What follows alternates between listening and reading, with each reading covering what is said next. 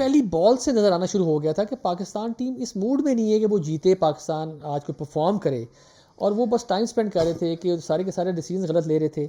अगर कई लोग कह रहे हैं कि बैटिंग करनी थी तो बैटिंग में भी आपने सारी बॉलें टिप की हैं। अब आप पहले 10 ओवर पावर प्ले के हैं, अगर आप उस 10 ओवर्स को यूटिलाइज़ नहीं कर सके और आपने एक मोमेंटम बना दिया, तो पीछे आने वाले प्लेयर्स के पास आपने क्या एक मैसेज छोड़ा? जीतना या हारना, ये दोनों आदतें हैं, their habits. Winning is a habit, losing is a habit. अगर आपको हारने की आदत पड़ जाती है ना, तो एक sort of self fulfilling prophecy सी डेवलप हो जाती है कि हमने तो हारना ही है, और आप फिर हारते जाते हैं। अब और आकर स्टार्स को कोई बात करने का तरीका भी नहीं आ रहा, तो इसका भी सारा ब्लेम जो है, कसूरवार जो है, वो फिर इदारा है जिसने इनकी पर्सनल डेवलपमेंट ट्रेनिंग पे बिल्कुल फोकस नहीं किया हुआ कि बस ठीक है, आएगा 4 छक्के मारेगा, मैच जितवाएगा, दैट्स इट, ये इसकी जॉब है। आप अगर इंडियन क्रिकेट टीम को ऑन द कॉन्ट्ररी देखें, तो उसका विराट कोहली या सचिन तेंदुलकर या ये जितने भी प्लेयर्स हैं, ये कोई आसमान से तो नहीं उतरे। लेकिन आपने कभी इनकी ट्रेनिंग स्ट्रैटेजीज देखी? आपने इनका कभी लाइफस्टाइल देखा है कि इनके घरों में भी ऐसे ऐसे जिम में बड़े बड़े ग्राउंड है जहाँ ये हर वक्त प्रैक्टिस करते रहते हैं। हमारे प्लेयर्स का सबसे बड़ा प्रॉब्लम ये है कि सिनर्जी नहीं है, ये एज टीम वर्क नहीं खेलते। फोकस्ड हमारे टीम के ज़्यादातर मेंबर्स जो हैं, जिनमें से मैं आपको बताऊं 90% सिवाय बाबर और एक आधे के मुझे किसी का नाम ही नहीं आता। हर टीम में आपको नए बच्चे मिलते हैं, नए लड़के मिलते हैं, आपको पता ही नहीं है कि कौन किसकी क्या स्पेशलिटी है। हमारी टीम के प्लेयर्स का कोई ऑरा नहीं है, कोई प्रेजेंस नहीं है।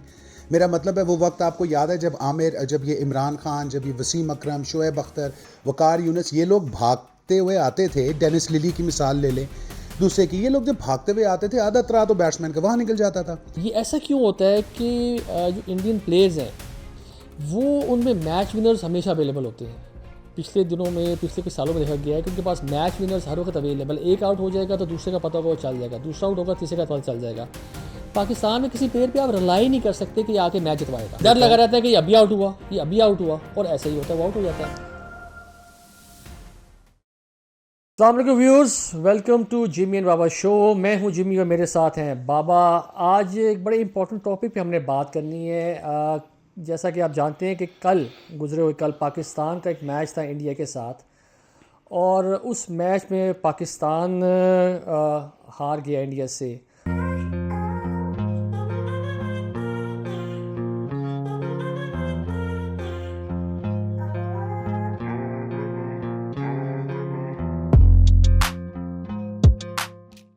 और ये ऐसा पहली दफ़ा नहीं हुआ कि पाकिस्तान इंडिया से हारा हो।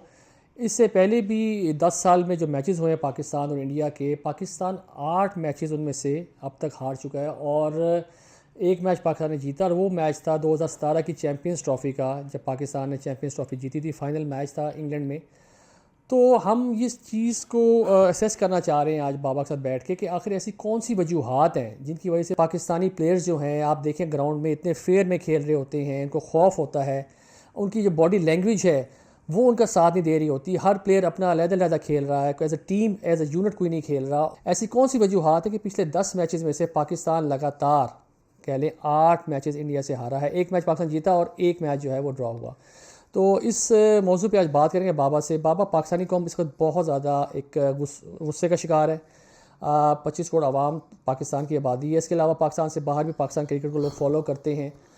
लेकिन जो परफॉर्मेंस पाकिस्तान पिछले चंद सालों में दे रहा है, इससे लोगों का जो इंटरेस्ट है क्रिकेट से, पाकिस्तानी क्रिकेट पे, उसकी सिलेक्शन कमेटी पे बहुत सी उंगलियां उठ रही हैं। तो इसके बारे में ज़रा लोगों को बताएं कि what are the factors that are affecting Pakistani team, और प्लेयर्स की जो परफॉर्मेंस है वो सही तरह से सामने नहीं आ रही।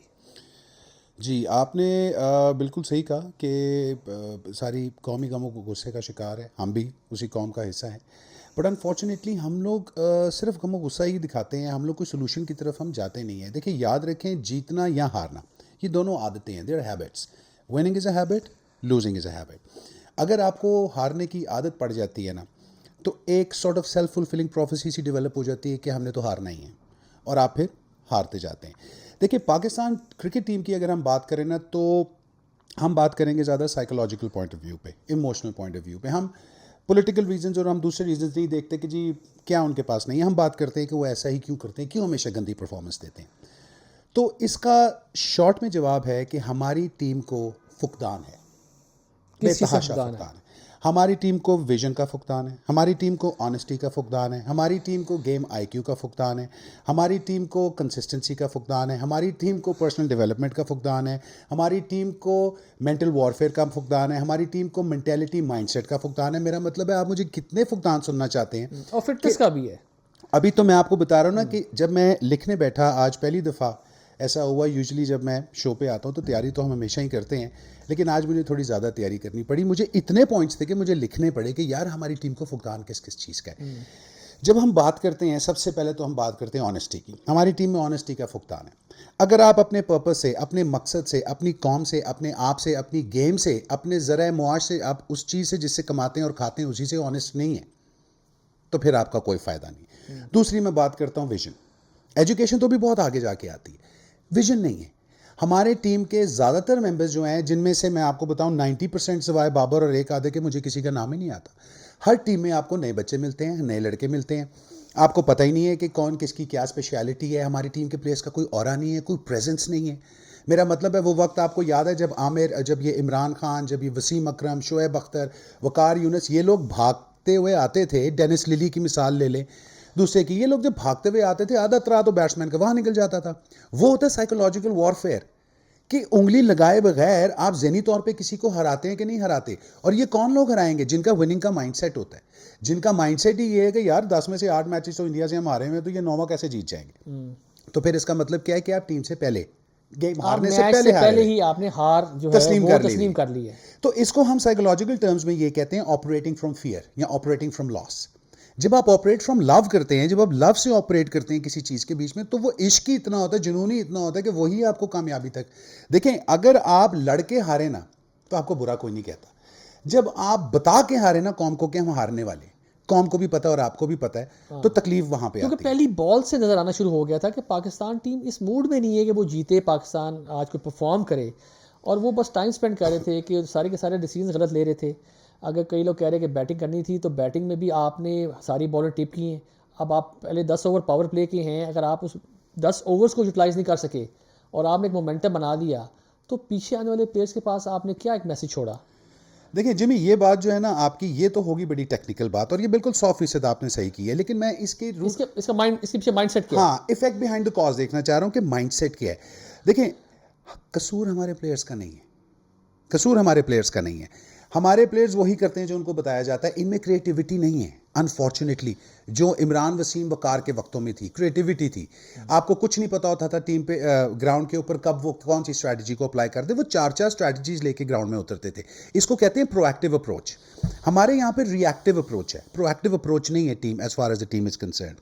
जब हम बात करते हैं फोकस की, तो फोकस का मतलब क्या होता है? फोकस का मतलब होता है आपका फोकल पॉइंट, यानी टनल विजन। दुनिया की सारी डिस्ट्रैक्शंस आपने साइड पे छोड़ दी, आप फोकस हैं उस चीज़ पे, उस मैटर पे जो आप अचीव करना चाह रहे हैं। आपके फोकस, आपकी डिटर्मिनेशन आपकी आंखों में दिख जाती है, आपकी बॉडी लैंग्वेज में दिख जाती है। आपकी बॉडी लैंग्वेज बता देती है how bad do you want this. अगर आपकी बॉडी लैंग्वेज, जो कि हमें नजर आ रहा था, एक प्लेयर दूसरे से आंख नहीं मिला रहा, कोई कोऑर्डिनेशन नहीं है, कोई सिनर्जी नहीं है।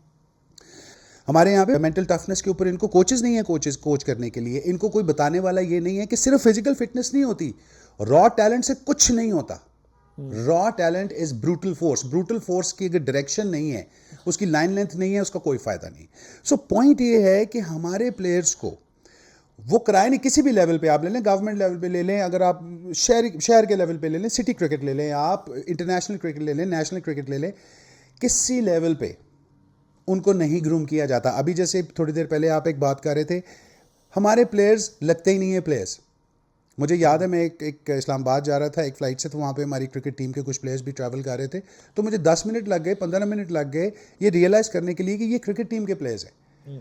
आप उनका कोई ऑरा नहीं है। देखिए ना, हम जब बात करते हैं एजुकेशन की, एजुकेशन क्यों इंपॉर्टेंट है? क्योंकि क्रिकेट का आईक्यू होता है, एक गेम का आईक्यू होता है। आप कोई चीज़ एमी अल्लाह तवक्कल नहीं खेलते। आपको पता होना चाहिए, आप अगर इंडियन क्रिकेट टीम को ऑन द कॉन्ट्ररी देखें, तो उसका विराट कोहली या सचिन तेंदुलकर या ये जितने भी प्लेयर्स हैं, ये कोई आसमान से तो नहीं उतरे। लेकिन आपने कभी इनकी ट्रेनिंग स्ट्रैटेजीज देखी हैं?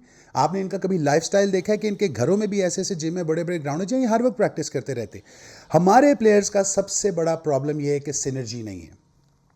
ये एज टीम वर्क नहीं दे आर खेलते, नॉट फोकस्ड। ये फोकस्ड के बाद सिनर्जी नहीं है, ये अपनी इंडिविजुअल अचीवमेंट पे फोकस करते हैं। अगर आप बाबर का सारा ट्रैक रिकॉर्ड उठा लेना, तो मैं भी परसों एक आर्टिकल पढ़ा था जिसके अंदर लिखा हुआ था कि बाबर का जो सारा ट्रैक रिकॉर्ड है ना, वो सारा माठी टीम्स के सामने ही बना है। किसी भी ऐसी डाडी टीम के सामने उसने कोई विराट कोहली की तरह, आप जब कंपैरिजन करते हैं एक दूसरे मुल्क के प्लेयर के साथ अपने मुल्क के प्लेयर का, तो उसकी अचीवमेंट्स तो देख लो यार, बेशक वो दूसरे मुल्क का है लेकिन उसकी अचीवमेंट्स आपसे और कल बहुत आप ज़्यादा देखें हैं। कि जिस तरीके से कल विराट ने मैच को फिनिश किया, उसने अपने 100 भी किया, उसने अपने मुल्क को जिताया भी। और अगर देखा जाए तो कई जगहों पे विराट कोहली ने अपनी सेंचुरी या 50s को सेक्रीफाइस किया है मुल्क की फतह के ऊपर। तो ये ऐसा क्यों होता है कि जो इंडियन प्लेयर्स हैं वो उनमें मैच विनर्स हमेशा अवेलेबल होते हैं। पिछले दिनों में, पिछले कुछ सालों में देखा गया है कि उनके पास मैच विनर्स हर वक्त अवेलेबल। एक आउट हो जाएगा तो दूसरे का पता होगा वो चल जाएगा, दूसरा आउट होगा तीसरे का पता चल जाएगा। पाकिस्तान में किसी प्लेयर पे आप रिलाई नहीं कर सकते कि आके मैच जितवाएगा। इसका बेसिक जवाब है माइंडसेट। देखिए, हम हमेशा, मैं एक एग्जांपल डर देता लगा हूँ, रहता है कि ये अभी आउट हुआ, ये अभी आउट हुआ, और ऐसे ही होता है, वो आउट हो जाता है। मैं आपको वही कह रहा हूँ ना कि हमेशा एक एग्जांपल देता हूँ कि शेर जंगल का बादशाह क्यों है? ना वो सबसे बड़ा है, ना वो सबसे ताकतवर है, ना वो सबसे तेज है, ना वो सबसे चालाक है। वो बादशाह क्यों है? Because of the mindset. कि अगर आपका माइंडसेट ही ऐसा है कि मैं एक ऑर्डिनरी इंसान हूँ, या मैंने तो सिर्फ अपने लिए खेलना है, या मैंने सिर्फ अपने नंबर स्कोर बोर्ड पे नंबर्स ऊंचे करने हैं ताकि मेरी रैंकिंग फलानी ये आ जाए, मेरे पास फलानी गाड़ी आ जाए, फलाने एरिया में घर आ जाए। हमारा प्रॉब्लम ही यही है। देखें, गरीब के पास जब एकदम पैसा आता है तो वो जालिम बन जाता है। हमारे प्लेयर्स का प्रॉब्लम ही यही है, जब आप उनको लेते हैं तो वो बेचारे बड़े पसमानदा इलाकों से आते हैं, बड़े छोटे इलाकों से आते हैं। 99% तो एजुकेटेड ही नहीं होते।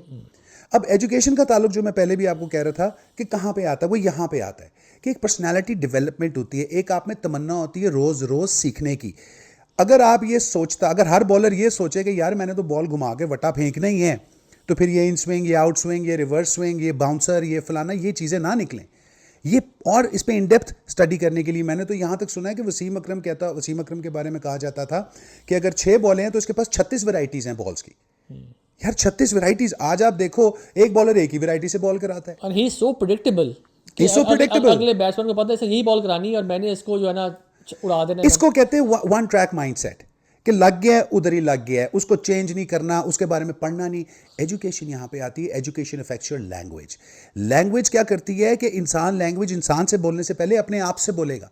जब वो अपने आप को एक अच्छी लैंग्वेज में समझा ही नहीं सकेगा तो सोच लें उसका माइंडसेट कहाँ जाएगा। आप यहाँ पे हमारे प्लेयर से एक अंग्रेजी में सवाल, अंग्रेजी छोड़ें आप अंग्रेजी, उर्दू में सवाल कर लें, उर्दू में सवाल कर लें, और आप ये नोट करेंगे कि कैसे उसका मुंह, उसका चेहरा इंटरव्यूअर से हटके, माइक से हटके लेफ्ट राइट चला जाएगा। आप जो प्लेयर्स होते हैं, ये जो सारे स्टार्स होते हैं, ये इवेंचुअली पाकिस्तान को रिप्रेजेंट कर रहे होते हैं। और जब ये बात करते हैं तो आप उनको देखते हैं, आप उनको कॉपी करना चाहते हैं, या आपके स्टार्स होते हैं, आपके आइडियल्स होते हैं।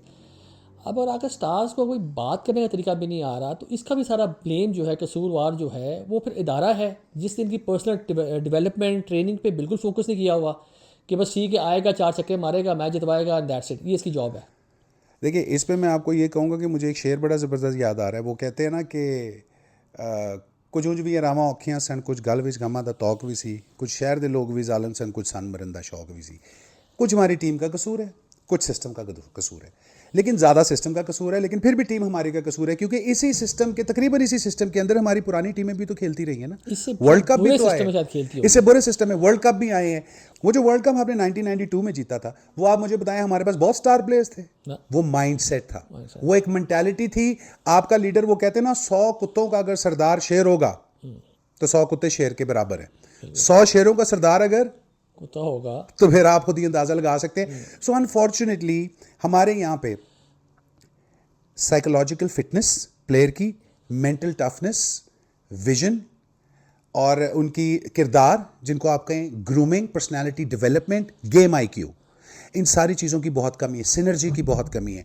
हमारे टीम आपस में फेवरिज्म करते हैं। हमारे कुछ प्लेयर्स एक दूसरे प्लेयर्स को लाइक नहीं करते, और वो ये करते हैं कि, मुझे याद है, मैं क्योंकि पाकिस्तान की तरफ से रग्बी भी खेलता रहा हूँ बहुत अरसा, I am still a Pakistan rugby player, but I don't play any more because of my injury. लेकिन उसमें मैं आपको एक बात बता दूँ, मुझे पता है कि टीम किस तरह ऑपरेट करती है।